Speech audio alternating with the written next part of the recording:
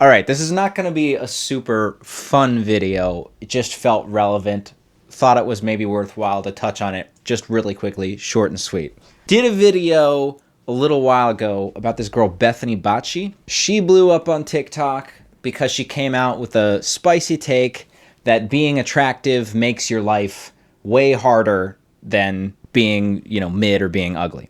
Attractive people are so targeted, and not a lot of people want to talk about that because they're like, oh, you're attractive, your life must be perfect. You can't surround yourself with ugly people.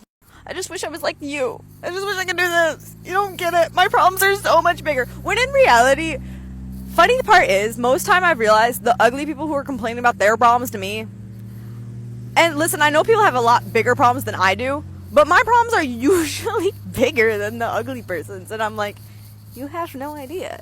Where things go off the rails is where she says, I have it worse than people who aren't attractive. That is insane. To say that it is worse than being ugly, if I could throw a message her way, I would say, just for a moment, imagine that you never date anyone your entire life, ever. It was a dumb take. Everybody called her out for it being a dumb take. That was kind of that. Well, Bethany just did an interview with Soft White Underbelly.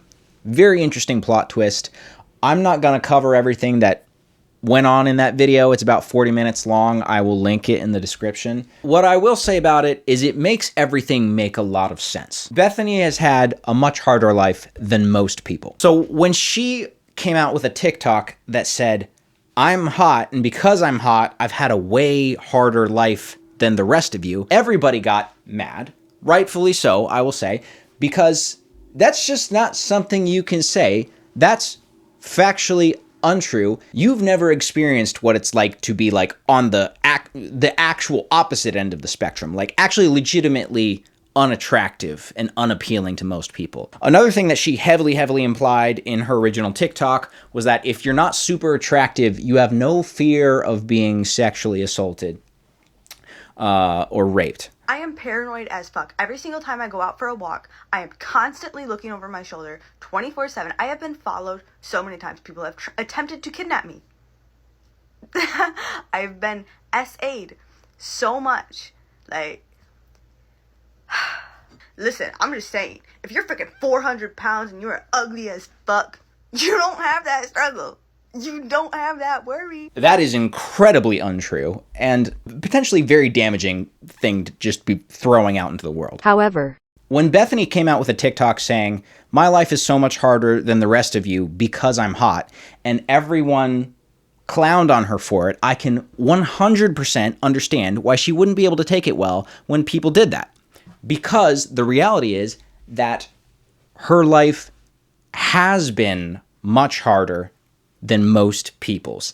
So I can only imagine that's a very horrible feeling to be receiving that feedback when you say that. Here's why that happened, though.